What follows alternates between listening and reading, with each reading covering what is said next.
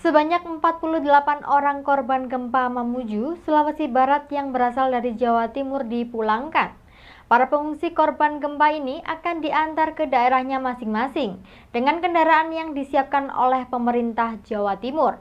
Dari 48 orang tersebut, hasil rapid antigen 2 orang diantaranya dinyatakan positif. 48 orang korban gempa Mamuju, Sulawesi Barat ini tiba di Lanut Abdurrahman Saleh, Malang pada Kamis sore kemarin. Petugas langsung melakukan sterilisasi dengan menyemprotkan cairan antiseptik ke setiap pengungsi. Selain disemprotkan cairan disinfektan, para pengungsi ini juga harus menjalani rapid test antigen sebelum dipulangkan ke daerah masing-masing. Dari 48 orang tersebut, 2 diantaranya dinyatakan reaktif positif. Para pengungsi yang pulang ke Jawa Timur ini kebanyakan adalah korban yang terdampak langsung gempa di Mamuju, Sulawesi Barat. Rumah mereka mengalami rusak ringan hingga berat sehingga tidak bisa ditempati. Mereka pun khawatir jika terjadi gempa susulan. Para pengungsi ini berencana kembali ke Mamuju jika kondisi sudah dinyatakan aman. Sementara 48 orang pengungsi ini berasal dari Kabupaten Lamongan, Gresik, Tuban, Pasuruan, dan Lumajang. Mereka akan dipulangkan dengan menggunakan kendaraan yang telah disediakan oleh pemerintah Provinsi Jawa Timur. Sementara 2 orang yang dinyatakan positif akan diantar dengan menggunakan ambulans. Pemerintah Provinsi Jawa Timur akan memfasilitasi warganya yang berada di Mamuju jika akan kembali ke daerahnya demi keamanan mereka.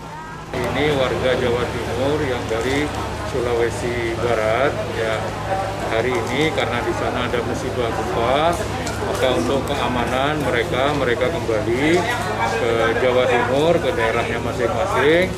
Ini sejumlah 48 orang, terdiri dari 14 kepala keluarga, 14 kakak. Ya. Ini dari mana aja, Pak? Ini sedang didata, jadi dari Lamongan, dari Tuban, dari Gresik, dan Lumajang. Ya, ini pendataan ini masih proses ya. Selanjutnya proses selanjutnya akan dikirim ke proses kepastian untuk mengetahui jumlahnya. Nanti kita udah nyiapkan kendaraan, akan kita antar mereka sampai rumah mereka. Tetapi yang dari daerah yang jumlahnya banyak seperti Lamongan itu kita siapkan armada besar. Karena armada besar tidak mungkin armada itu nyampe ke rumahnya masing-masing. Saya sudah koordinasi dengan kepala dinas kabupaten yang bersangkutan Lamongan. Nanti kita turunkan di sana dan mereka lah nanti yang mengantar ke rumah masing-masing. Simon Alfredo melaporkan. Berbagai cara dilakukan Satgas COVID-19 untuk menekan angka penyebaran COVID-19. Selain operasi justisi, juga sosialisasi kepada masyarakat secara langsung dan mengajak untuk mematuhi anjuran pemerintah, serta mensukseskan pelaksanaan program vaksinasi COVID-19 mendatang. Upaya untuk meningkatkan kepatuhan akan pentingnya protokol kesehatan sekaligus menekan penyebaran COVID-19, Satgas COVID-19 Kecamatan Tumpang tidak hanya melaksanakan operasi justisi pada saat pemberlakuan pembatasan kegiatan masyarakat, tetapi juga sosialisasi berbagai kegiatan dalam upaya penanganan penyebaran COVID-19.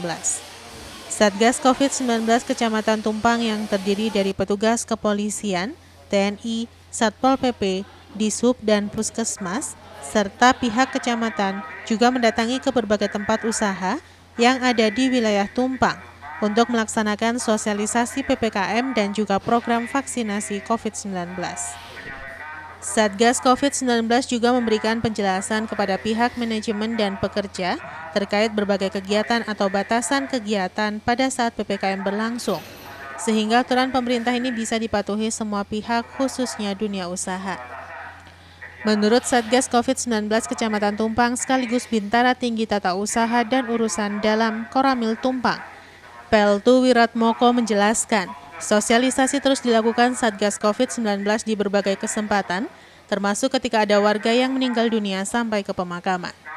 Satgas COVID-19 Kecamatan Tumpang juga berharap kepada seluruh warga masyarakat Kecamatan Tumpang khususnya untuk tetap mematuhi protokol kesehatan, mengikuti anjuran pemerintah dalam upaya pencegahan penyebaran COVID-19, serta mengajak untuk mensukseskan program vaksinasi dalam upaya untuk mencegah penyebaran COVID-19 dan masyarakat Indonesia bisa segera terbebas dari COVID-19 dan bisa segera memulihkan perekonomian.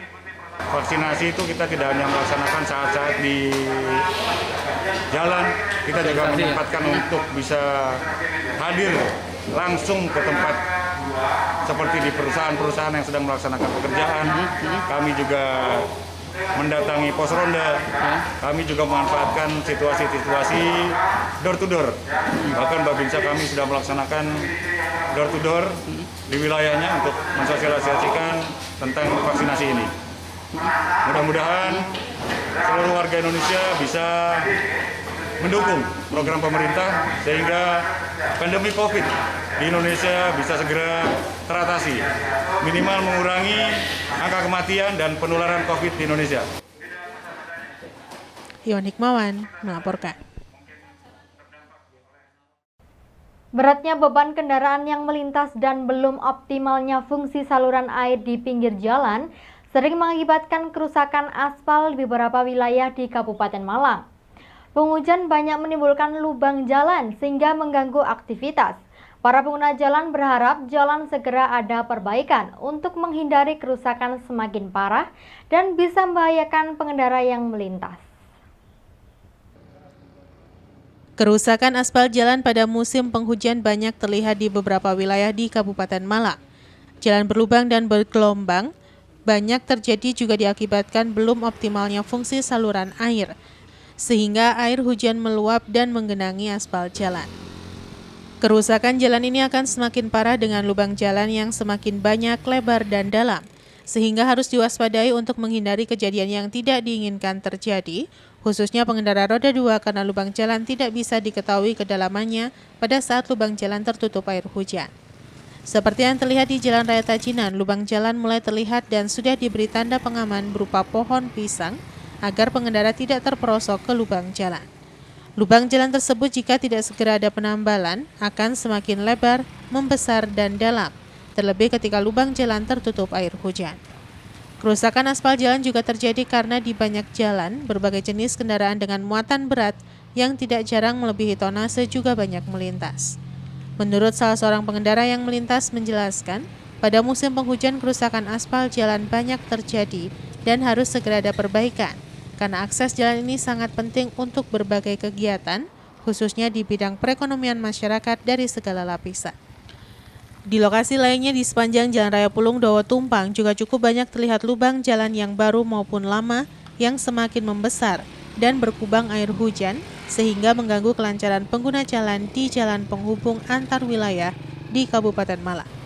Banyak pihak berharap jalan ada perbaikan agar kerusakan tidak bertambah parah dan pengguna jalan aman ketika melintas, sekaligus untuk melancarkan arus serta meminimalisir terjadinya kecelakaan. Iwan Hikmawan melaporkan. Terima kasih Anda masih bersama kami dalam Info 7 Malang Raya. Meningkatkan pelayanan kepada masyarakat terus dilakukan oleh Polresta Malang Kota. Kali ini Polresta Malang Kota meluncurkan 3 unit mobil Sobo Kampung yang siap memberikan pelayanan kepada masyarakat Kota Malang dengan sistem jemput bola. Yang pertama adalah 3 unit mobil Sobo Kampung yang baru saja diluncurkan oleh Polresta Malang Kota, yakni mobil layanan SIM keliling, mobil layanan SKCK, dan mobil layanan Samsat keliling. 3 unit mobil ini setiap hari akan berkeliling ke kampung-kampung tangguh untuk melayani masyarakat yang membutuhkan layanan, baik itu perpanjangan SIM, pembuatan SKCK, maupun membayar pajak kendaraan bermotor. Rizal, salah satu warga yang melakukan perpanjangan SIM di mobil Sobo Kampung, mengaku sangat terbantu, karena dirinya tidak perlu datang lagi ke Satpas SIM untuk memperpanjang SIM. Dirinya hanya datang ke mobil SIM keliling Sobo Kampung dan langsung dilayani dengan waktu hanya 30 menit langsung jadi. Jadi proses pembikinan SIM sendiri itu bisa lebih cepat. Tadi berapa lama Pak bikinnya? Nggak lebih dari setengah jam, 30 menit sudah selesai. Apa merasa lebih dekat juga atau bagaimana Pak dari sebelumnya? Ya lebih dekat dari ini dari tempat pengurusan sebelumnya. Jadi tempat penempatan untuk mobil kelilingnya juga strategis lah di pusat-pusat kotanya. Mas, kalau perbandingan sama mengurus SIM langsung di kantor SIM sendiri butuh waktu berapa lama, Mas? Kalau untuk yang di tempatnya saya sendiri mungkin bisa memakan lebih dari 1 jam sampai 2 jaman lah kalau di sana. Ya, lebih cepat lah untuk ya, mempermudah juga sih sebenarnya. Sementara Kapolresta Malang Kota Kombes Pol Leonardo Simarmata mengatakan, 3 unit mobil Sobo Kampung yang diluncurkan ini akan melayani masyarakat di perkampungan dengan sistem jemput bola, sehingga masyarakat tidak perlu lagi datang ke kantor polisi, akan tetapi petugas yang mendatangi masyarakat. Kapolresta menambahkan bahwa 3 unit mobil Sobo Kampung ini merupakan bantuan dari Mabes Polri dan satu-satunya di Jawa Timur. Hal ini dikarenakan Kota Malang selain sebagai kota terbesar kedua di Jawa Timur, juga merupakan kota dengan tingkat permintaan akan layanan masyarakat cukup tinggi. Sementara untuk mengetahui jadwal pelayanan dari 3 unit mobil Sobo Kampung, masyarakat bisa memantau dari aplikasi Joko Malang milik Polresta Malang Kota. Simon Alfredo melaporkan. Bertujuan menyuarakan informasi luas, sebuah portal media siber berjaring mulai mengembangkan sayapnya ke beberapa daerah. Salah satunya di Kabupaten Malang, dengan berbasis grassroots jurnalis hadir untuk menjadi kanal informasi, komunikasi, dan interaksi antara kelembagaan yang ada di desa hingga daerah. Beralamatkan di Jalan Raya Kepuharjo, Kecamatan Karangploso, Kabupaten Malang, sebuah kanal berita berjaring hadir di tengah masyarakat pedesaan hingga daerah. Portal media cyber desanews.id kini hadir untuk masyarakat pedesaan, bertujuan menyuarakan keberhasilan pemerintah desa dalam pembangunan skala bidang dari mulai pertanian hingga program pemerintah. Tidak hanya itu, kanal berita desanews.id menjadi penyampai informasi ke publik, namun ada juga portal berita Suara Desa dan suarapetani.com. Untuk mengawali kehadiran di Kabupaten Malang, desanews.id menggelar podcast dengan narasumber Kepala Dinas Pertanian Kota Batu, Sugeng Pramono. CEO Suara Desa dan desanews.id Tony Setiawan mengaku kehadiran kanal berita yang intens pada petani bukanlah semata-mata profesi yang dilekatkan bagi seseorang yang menghabiskan waktunya untuk bertani, berkebun, baik untuk memenuhi kebutuhan dirinya maupun keluarganya. Sesungguhnya ini pembawa pesan peradaban, kebudayaan, dan penentu keberlangsungan sebuah kehidupan bernegara, berdaulat, tentang kepastian atas pangan. Karena petani tak semata-mata profesi ekonomi, namun juga politik dan penyokong stabilitas. Dan kini saatnya suara para petani dihargai, diapresiasi, dan dinilai sebagai pesan berbobot yang harus diperhitungkan oleh stakeholder pengambil keputusan dalam konteks berbangsa dan bernegara. Sementara Kepala Dinas Pertanian Kota Batu usai menjadi narasumber di podcast Suara Desa, mengapresiasi apa yang dikemas Suara Desa dengan desanews.id. Karena suara dari pedesaan mulai dari petani hingga roda pemerintah desa bisa didengar dan diakses seluruh masyarakat luas, sehingga keluhan dan keberhasilan petani dan pemerintah desa bisa diketahui khalayak publik hingga pemerintah pusat. Diharapkan dengan hadirnya Suara Desa dan desanews.id bisa menjadi sebuah kanal berita positif yang menyampaikan suara petani dan desa ke publik yang positif. Suara Desa Podcast ini sesungguhnya adalah bagian dari Desanews. Desanews ini dibuat untuk bisa mengambil informasi, potensi yang ada di desa, masalah yang ada di desa, bahkan kreativitas yang ada di desa. Maka Desanews setelah kita menjelajah ada 100 desa di Malang, kita kumpul. Pasar ternyata itu membutuhkan pola informasi, komunikasi, visualisasi yang mudah. Akhirnya kita buatlah podcast, namanya Suara Desa. Kenapa demikian? Sebab yang menjadi masalah kita ini sekarang adalah generasi milenial yang masih menjadikan kota sebagai idaman. Dengan Suara Desa, kaum milenial itu kita tarik untuk bisa mencintai, bahkan bisa in charge di perkembangan desa. Nah, setelah kita siji lagi, yang dibutuhkan dari kaum milenial itu kan sesungguhnya contoh-contoh. Ternyata banyak. Gitu. Nah, Suara Desa ini kita menginginkan dalam tahun ini sudah ada 1000 desa yang bisa kita hadirkan di podcast kita. Kita fokuskan di Jawa dulu. Jawa Timur 250 desa. Jawa Tengah 250 desa. DIY juga Yogyakarta 250 desa. Bahkan Jawa Barat 250 desa. Intinya apa? Intinya bahwa kita akan memberikan informasi yang kita rangkum dalam podcast itu agar bukan hanya Kementerian Pusat, baik itu Kementerian Desa, Pertanian, BUMN, juga koperasi. Tapi istana perlu. Kenapa? Karena program desa baru bisa dirilis dari zamannya Presiden Joko Widodo.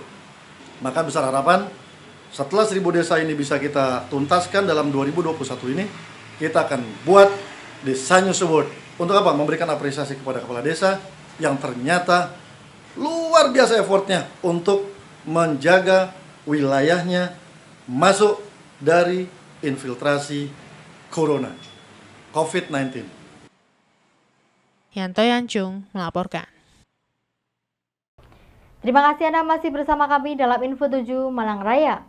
Kejaksaan Negeri Kota Batu meluncurkan program Jaksa Sayang Anak guna menampung curhatan anak-anak terkait kasus hukum yang dialami, baik di lingkungan keluarga maupun di lingkungan pendidikan.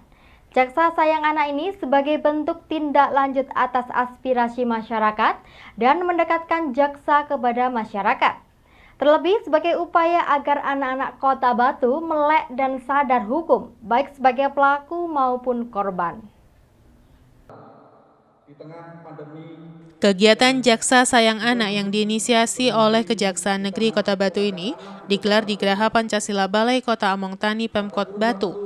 Hadir dalam kegiatan ini Kepala Kejaksaan Negeri atau Kejari Kota Batu Dr. Supriyanto SHMH, Wali Kota Batu Dewanti Rumpoko, Kepala Dinas DP3A, Kepala Dinas Pendidikan Kota Batu bersama perwakilan dan pengurus Forum Anak Mahasatu, serta Forum Anak Tingkat Desa dan Kelurahan se-Kota Batu. Meski tidak banyak, namun kasus yang menjerat anak-anak di Kota Batu baik sebagai pelaku maupun korban kejahatan ada dan nyata. Atas dasar itulah Pemkot Batu bersama Kejari Kota Batu bersinergi meluncurkan program Jaksa Sayang Anak guna menampung curhatan anak-anak terkait kasus hukum yang dialami anak, baik di lingkungan keluarga maupun di lingkungan pendidikan.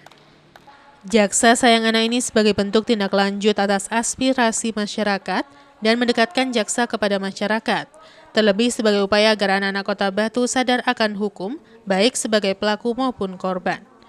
Wali Kota Batu Dewanti Rumpoko dalam sambutannya mengapresiasi kegiatan ini karena bisa menjadi wadah untuk anak-anak Kota Batu curhat, ngobrol, dan juga berkeluh kesah terhadap permasalahan hukum kepada pihak yang berkompeten dalam hal ini Kejari Kota Batu. Wali Kota menambahkan meski kasus kejahatan tidak banyak di Kota Batu, namun kasus pernikahan dini dan di bawah umur yang kadang bukan kehendak sang anak, namun karena terpaksa dan dipaksa oleh orang tuanya, nantinya bisa dikonsultasikan kepada Kejari agar mendapat pemahaman dan edukasi hukum. Selain merasa bersyukur, berterima kasih Kejaksaan Negeri Batu ini punya program khususnya untuk Pak Kajari. Saya matur nuwun karena memang dari beberapa tahun lalu kasus-kasus yang sebetulnya 10% itu yang akhirnya sampai ke ranah hukum. Tetapi yang bisa diselesaikan secara kekeluargaan dengan tim LPA, kemudian Puspaga, P2TP2A itu lebih banyak lagi. Nah, inilah perlunya kemudian kami berkolaborasi dan ini adalah program yang sangat bagus sekali. Jelas kenapa kami menyambut baik karena seperti kita ketahui anak-anak kita ini adalah masa depan kita, calon pemimpin kita, calon pengganti kita. Ketika kita tidak melakukan hal-hal yang membuat mereka kemudian bisa menjadi orang-orang yang positif, orang-orang yang punya masa depan, nanti kita akan kekurangan calon pemimpin. Sementara itu, Kepala Kejaksaan Negeri Kota Batu Dr. Supriyanto SHMH menyampaikan, jaksa sayang anak ini menjadi jembatan bagi stakeholder atau Pemda untuk duduk bersama dengan jaksa menyikapi setiap masalah yang dihadapi seorang anak. Hal ini pula sebagai langkah preventif anak-anak tidak terlibat dalam masalah kriminal.